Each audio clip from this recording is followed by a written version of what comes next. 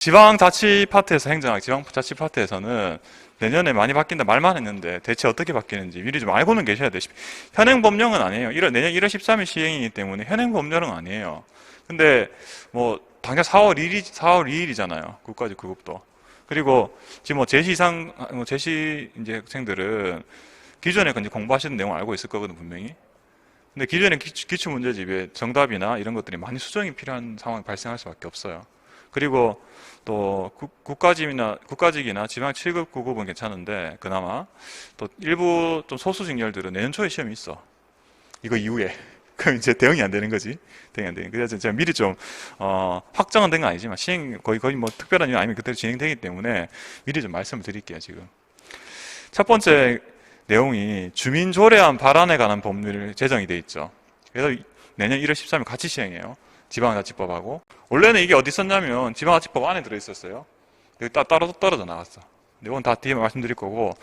그리고 지방자치법이 전부 개정돼요. 전부 개정되면서 어떤 내용이 주로 바뀌냐면 지방자치단체 기관 구성만 형태 특례해가지고 신설이 돼요. 새로 신설되고, 그리고 규칙의 제정과 개정 폐지 의견 제출도 신설이 돼요. 원래는 조례에 대해서만 주민이 의견 낼 수 있었어요. 근데 지방자치단체 장이 제정하는 규칙에 대해서도 의견을 제출하신 내용이 신설이 돼요. 그리고 주민감사 청구 관련해서 여기는 특히 기출문제 굉장히 많거든요. 최근 기출문제는 많아요 이거. 근데 개정되면서 많이 바뀌어버렸어요. 그리고 사무직원의 정원과 임면에 관련해서 개정됐는데, 원래는 이 사건은 제가 말씀드렸을 텐데 강의 때도 그 지방의회에서 밑에 사무처 혹은 사무국에 직원들 인사 권한은 기본적으로 지방자치단체 장이 가지고 있었어요. 그게 바뀌어 개정되면서 의장이 행사할 수 있어요. 의장이 이제 지방자치단체 의회 의장이 이제 행사할 수 있어요. 그래서 이 얘기가 나오는 거예요. 지방직에서 의회직 신설된다. 공무원들 의회직 신설된다는 얘기가 그래서 나오는 거예요. 제가 105조 보면, 그리고 지방자치단체 장의 직인수위원회.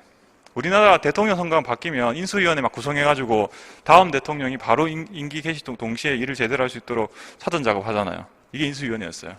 근데 지방자치단체 장에 대해서 하는 게 신설됐고요. 그리고 중앙지방협력회의라는 게 나와요. 이건 내가 뒤에 또 말씀드릴 거고. 그리고 위법 부당한 명령의 처분의 시정, 그리고 지방의회 의결의 제의와 제소도 다 개정이 돼요.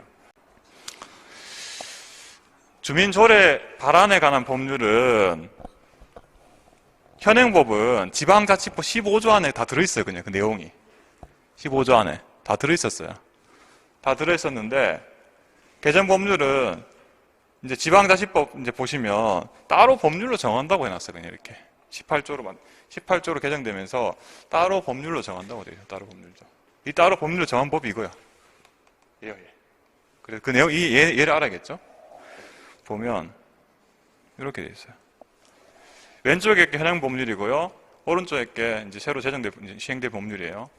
왼쪽 보시면 지방자치법 제15조 19세 이상의 주민, 그리고 연소로서 지방자치단체 장에게 조례를 제정하거나 개정하거나 폐지할 것을 청구할 수 있다. 이렇게 되어 있거든요. 현재 현행법이요. 왼쪽 게. 근데 여기서 이제 아예 이제 법이 떨어져 나가죠. 주민조례 발안법으로. 거기 보면 18세 이상이에요. 나이가 바뀌어버려요. 아예.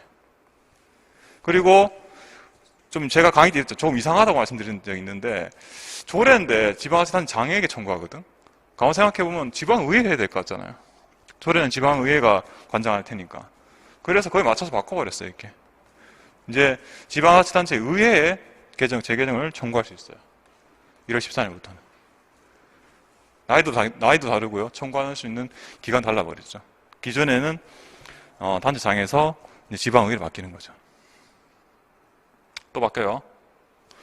그래서 여기 주민이 어디까지가 포함되냐 했을 때 현행법에 보면 재동포 관련해서 해당 지방자치단체 국내 고소 신고의 명부에 올라있는 국민도 다 포함이 됐거든요. 여기까지 왼쪽이 현행법이죠. 근데 이게 삭제되고 없어져 버려요. 이제 새로 법이 바뀌면서, 법이 들어오면서 두 가지밖에 없어요. 두 가지밖에. 여기 바뀐 사항이고요. 그리고 그게 좀 작죠. 워낙 디테일하게 바뀌어서 제가 좀 그냥 그대로 갖고 왔어요. 예전에는 청구하려면 시도 인구의 50만 이상 대도시에는 19세 이상 주민 총수의 100분의 1 이상 70분의 1 이하 이 사이에서 조례로 만들게 돼 있었는데 지금 어떻게 되냐면 인구 800만일 땐 200분의 1, 800만 미만의 시도에 대해서는 100만 이상 시에 대해서는 청구권자의 150분의 1. 그리고 50만 이상 100만 미만일 때는 100분의 1. 그리고 10만 이상 15만 미만 시군에 대해서는 70분의 1. 굉장히 디테일하게 나와버렸죠. 기존에는 지금 단순했어요. 시도와 인구 50만인 대도시에 대해서는 100분의 1 이상 70분의 1이야. 시군 자치구에 대해서는 50분의 1 이상 20분의 1이야. 여기에서 굉장히 세분화, 인구에 따라서 디테일하게 나와버렸어요. 자. 그리고 이 주민조례 발안 관련해서 안 되는 게 있어, 제외. 안 되는 것들. 그래서 법령 위반하거나 지방세 관련 그리고 행정기구 관련돼서는 원래 이 청구를 할 수 없었어요. 근데 그거는 그대로예요, 그대로. 청구 제외 대상은 그대로 가요, 그대로. 개정 전이나 개정 후나 똑같아요. 정리를 좀 해드릴게요. 그래서 내년 1월 13일부터는 주민조례안 발안에 관한 법률이 시행되면 지방자치법에 근거만 뒀죠. 근거만. 따로 법률을 정한다고. 근거만 두고 별도 법률인 주민조례안 발안에 관한 법률에 따라서 움직이고요. 이 법을 보면 현행 19세에서 18세로 나이가 청구권자 주민 나이가 떨어지고요. 그리고 지방자치단체 장애에 청구하던 게 지방의회에 청구하는 거 바뀌어요. 그리고 이 주민 관련해서 이 조항, 재해동포 관련 조항이 삭제되고 청구할 수 있는 주민의 수도 굉장히 세분화 됐고 전반적인 방향이 어떠냐면 나이도 어려지고 청구 요건도 굉장히 완화돼요. 즉 이 제도가 그 과거에는 훨씬 까다로웠기 때문에 제도 작동이 안 된다. 그러니까 요건을 좀 완화하자는 취지로 다 가고 있어요. 감소됐고 청구제의 대상은 계속 제가 동일하다고 말씀드렸죠. 청구제의 대상은 변동사항이 없다라고 말씀드렸어요. 자, 그러면 기출문제, 과거 기출문제 어디가 문제되는지 한번 볼게요. 이게 2014년 지방 7급 문제였어요. 그래놓고 우리나라 주민참여제도에 대한 연결로 옳지 않은 것은 고른 문제였는데 이렇게 했어요. 3번이 정답이었거든요.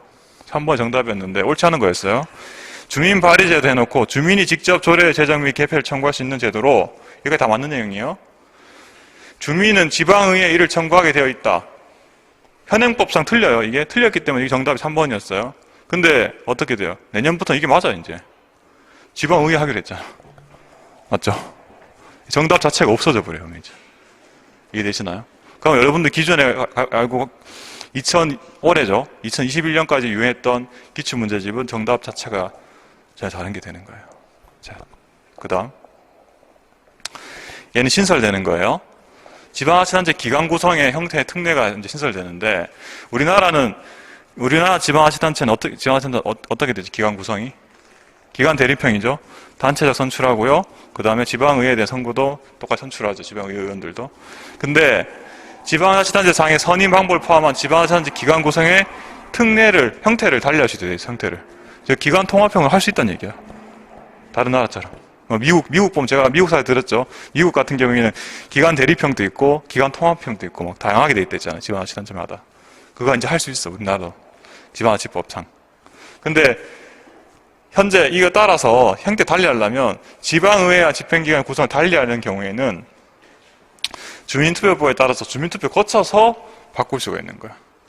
그냥 행정기관 내부로 바꾸는 게 아니라 주민들한테 직접 물어봐야 돼. 우리 선거 방법 바꿀까? 기관 구성 형태 바꿀까? 우리 기관 통합을 한번 해볼까? 이러려면 주민투표를 하긴 해야 돼요. 그죠? 신설되고요. 그리고 지방자치법 제20조는 어떤 거냐? 신설되는 게 규칙이 원래 없었어요. 규칙에 대해서는 아무런 조항이 없었어. 지방자치단체 장이 제정하는 내용이잖아요. 재개정하는 내용인데 규칙에 대해서도 주민이 지방자치단체 장에게 의견을 제출할 수 있게 됐어요. 그래서 이렇게 되죠. 과거에는 조례에 대해서만 지방자치단체 장에게 제출했잖아요. 지금 현행법이죠, 그게. 근데 나중에는 어떻게 되냐? 이제 1월 13일부터는 조례에 대해서는 지방의회에게, 그리고 규칙에는 지방자치단체 장에게 의견을 제출할 수 있어요. 의견 제출, 그죠? 이렇게 정리가 되죠. 그리고 이제 가장 많이 틀어지는 게 여기에요. 주민감사 청구예요. 주민감사 청구. 주민감사 청구는 우리 이렇게 배웠죠. 19세 이상의 주민에 의해서 시도는 500명, 그리고 50만 인구 대도시는 300명, 그리고 그 밖의 시군자치구에 대해서는 200명을 넘지 않은 상한선에서 그 지방자치단체의 조례로 정하게 되어 있고요. 그리고 사무처리가 있던 날로부터 2년이 지나면 재개할 수 없게 되어 있어요. 청구가. 여기 현행법이에요. 왼쪽에 있게. 근데 개정법률에 따르면 역시나 18세로 내려가요. 나이가. 18세 내려가요. 그리고 이 상한선도 시도에서는 300명, 기존에 500이었는데 300은 내려가고요. 그리고 인구 50만에 대해서도 300이었는데 200으로 내려가고요. 그리고 기타 그 밖의 시군 및 자치구 200명이었는데 150명 내려가요. 다 바뀌어버리죠. 다 바뀌어버리죠. 그리고 청구도 과거에는 3년까지밖에 2년 지나면 못했는데 지금 3년까지 할 수 있어. 3년 지나면은 청구할 수 없는, 제기할 수 없는 걸로 돼 있어요. 다 틀어지죠. 자, 제 책에, 제 기본서는 일단 요게 애정이라고 해서 반영돼 있죠. 제 책에는 지금 돼 있어요. 요건 돼 있어요. 그래서 제가 정리를 하면 이렇게 돼요. 주민 연령은 19세에서 18세 떨어지고요. 청구할 수 있는 주민 수가 많이 떨어졌죠. 전반적으로. 상한선이 많이 떨어졌죠. 즉, 청구가 용이하게 되는 거예요. 용이하게. 그 청구 기간도 더 많이 할 수 있는 거죠. 2년에 3년까지 가능한 거고. 그리고 앞서, 마찬가지로 청구 제외 대상 자체는 동일해요. 동일해요. 그러면 기출 문제가 어떻게 바뀌는지 보셔야죠. 또 이런 문제가 발생해요. 얼마 안 됐어요. 2019년 문제였어요. 2019년 국가국급에서 이렇게 나왔죠. 지방자치법상 주민참여 수단에 대한 설명을 옳지 않은 것은 모르는 문제였거든요. 정답은 4번이었어요. 정답은 4번이었는데 2번은 원래는 맞는 거였어요. 보면 2번 선지 볼까요? 19세 이상의 주민은 이미 틀렸죠. 내년부터 틀리게 되죠. 18세 내려가니까. 얘도 틀린 거고, 밑에 청구 제외 대상은 원래 틀려요. 바뀌어도 틀리고. 이거 변동이 없죠. 청구 제외 대상 제가 동일하다 했죠. 그래서 얘는 청구할 수 있다 했는데 사실 청구가 할 수 없어요. 바뀐 법이나 바뀌기 전 현행법이나. 자, 그럼 이게 복수응답 돼요, 이제. 이해되시나요? 또 하나 더 볼게요. 이거 자주 나왔댔죠. 감사 청구는 제가 자주 출제됐다 했죠. 이게 2018년 문제예요. 지방자치법상 주민의 감사 청구에 대한 설명으로 옳지 않은 것은 주민의 감사 청구는 사무 처리가 있던 날이나 끝난 날로부터 2년이 지나면 제기할 수 없다. 원래는 현행법상 이게 맞지. 이거 맞는 헌재예요. 근데 내년부터 어때요? 3년까지 되잖아요. 틀려야 돼요. 내년부터는. 여기 4번이 이 정답 선지인데 틀려가지고 이렇게 돼 있죠. 지방자치단체는 19세 이상 이미 틀려버렸죠. 그리고 시도는 500명 바뀌죠. 300으로. 그 다음에 인구 50만은 200 맞네. 그 다음은 150이었죠. 근데 이게 여기는 이 2018년도 기준으로 했을 때 해설이 달라져요. 왜 틀렸는지에 대해서.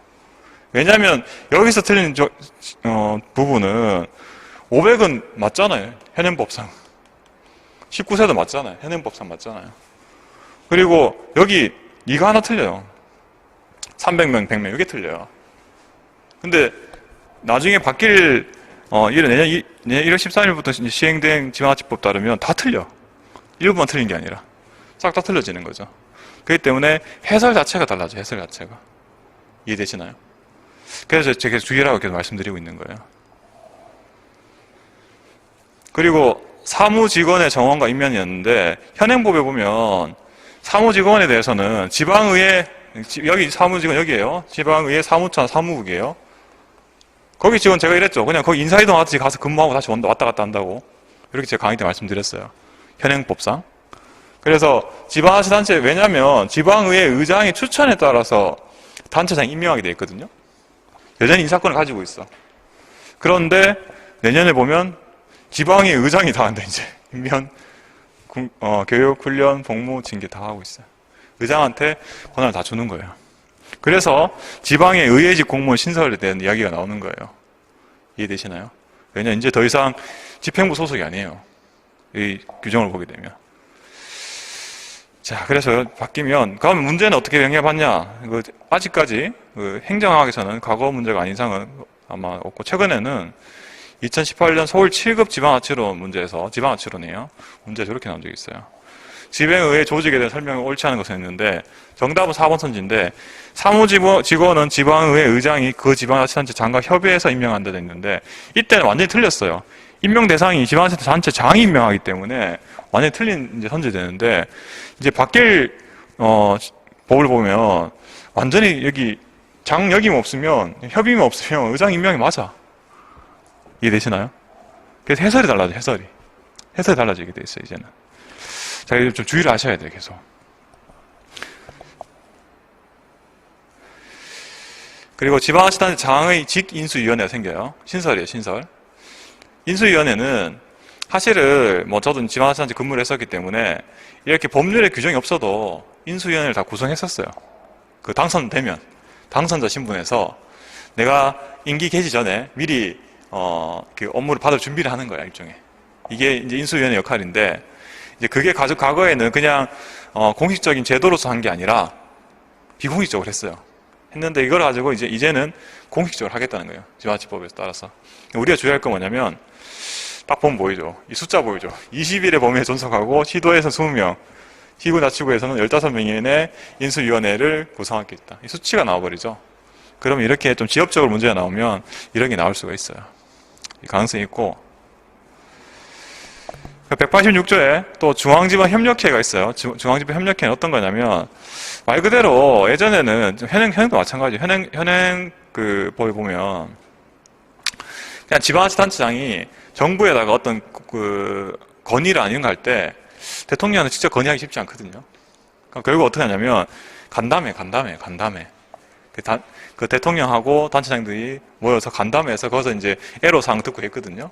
이게 공식적인 제도가 아니야. 공식적인 제도가. 이걸 만드는 거예요, 이제. 그래서 중앙지방협력회라고 해서 이렇게 국가 지방자치단체 간의 협력을 도모하고 지방자치 발전과 지역균형 발전에 중요한 점을 심의하기 위해서 둔다 돼 있고, 따로 법률로 정한다 돼 있거든요. 따로 법률로 정한다. 그 법률도 이제 1월 13일 또 시행돼. 이 법률이 중앙지방협력회 구성 및 운영에 관한 법률이 내년 1월 13일 시행을 해요. 이 문제도 사실 행정학에서는 확률이 좀 낮을 것 같긴 한데 지방자치론 공부하신 분들은 좀 아셔야 될 거예요, 사실. 그래서 멤버가 누구냐? 대통령과 국무총리, 그리고 각부 장관, 중앙기관에서는, 그러니까 지방자치단체 차원에서는 시도지사 협의회 회장, 이런 사람들 있죠. 시도를 대표하는 사람들 있죠. 이런 사람들이 이제 구성원이 되는 거예요. 그래서 이렇게 중앙지방협력회가 신설이 되고요. 자, 그리고 188조랑 192조 관련해서 바뀌어요. 현재 어떻게 되냐면 요거였죠. 위법 부당한 명령의 처분에 대해서 시정한 방법인데, 우리가 그 전에 보면 어떻게 됐냐면 이렇게 됐어요. 지금 현행법이죠. 현행지방법 보면 시도지사가 기초 시군구 단체장이 대해서 단체장이 위법하거나 부당한 명령이나 했어. 그럼 누가 하죠? 이게 시정명령 하잖아요. 여기 이렇게 돼 있잖아요, 구조가. 밑에서 기초자치단체장이 이렇게 위법 부당한 명령을 처분하면 시정명령을 하게 돼 있어요, 이렇게 위에서, 바로 이 단계에서. 그런데 개정된 내용은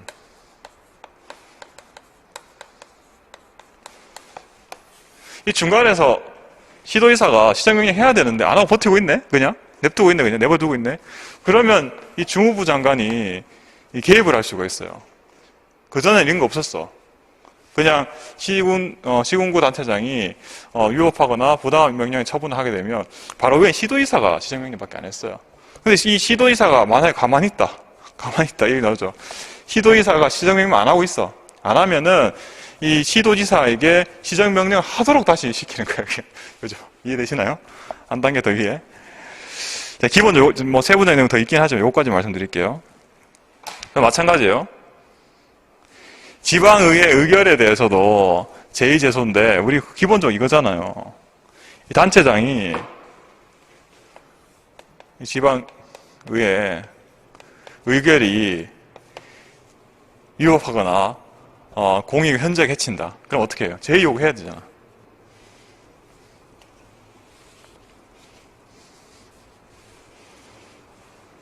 제2요구해야 돼. 지우고요. 제2요구를 해야 되는데 여기가 이 사람이 안 하고 있네? 그러면 시도지사가 제2요구를 하게 하는 거잖아요. 바로 위에서 야 너네 의회에서 지금 의결한 게 좀 문제가 있어. 너 제2요구 좀 해. 라고 시키는 거잖아요. 위에서. 여기에 우리 현행법까지 이렇게 돼 있어요. 근데 똑같아요. 얘도 안 하고 있어. 여기도 안 하고 있어. 그러면 그 위에 있는 주무부 장관이 직접 시장군사치구청장에게 제2요구하게 시킬 수 있어요. 중앙에서 간섭, 어떻게 보면 부정도 말하면 중앙에서 간섭 조항이 하나 더 생긴 거죠. 안 그래도 이거 복잡한 거 기억나시나요? 좀 복잡했죠, 이거? 제2요구 하게 하고, 뭐, 안 되면 또 소재기하고 뭐 복잡하잖아요, 과정이. 근데 한 단계 더 생겼어요, 위에. 이해되시죠? 자, 여기 돼 있고요. 네, 마지막 슬라이드예요. 그러면 기타 법률은 또 안 바뀌나? 현행 이제 제가 강의하는 오늘 기준에서 가능성이 있어. 왜냐? 주민 소환에 관한 법률이나 주민특보법이 현재 19세거든요. 제 책 보시면 19세 돼 있어요. 이거 아직까지 새롭게 바뀌어 시행 예정이라는 게 뜨진 않았어요. 지금 기준으로는. 근데 딱 눈치채셨죠? 아, 이거 18세로 내려가겠구나, 애들도. 왜냐? 여기 공직선거법이 개정됐기 때문에 그래, 2020년에. 그에 따라서 주르륵 움직이는 거거든요. 그래서 얘네들도 아마도 바뀌지 않을까요? 바뀔 거예요. 근데 아직까지 예고가 안 돼 있어. 올해 기준으로. 내년 시험 기준에서 언제쯤 바뀔지 잘 모르겠어요, 저도. 나와봐야 알아. 그러니까 제가 말씀드리는 게, 내년에는, 시간이 오래 걸린 건 아니잖아요. 시간이 오래 걸린 건 아니잖아요. 잠깐 하기만 하시면 되잖아요. 그래서 제가 카페에 이거 계속 개정 자료 올릴 테니까, 손 떼지 마시고, 전혀 시험 때까지. 한 번 정도는 중간에 확인하세요, 확인을.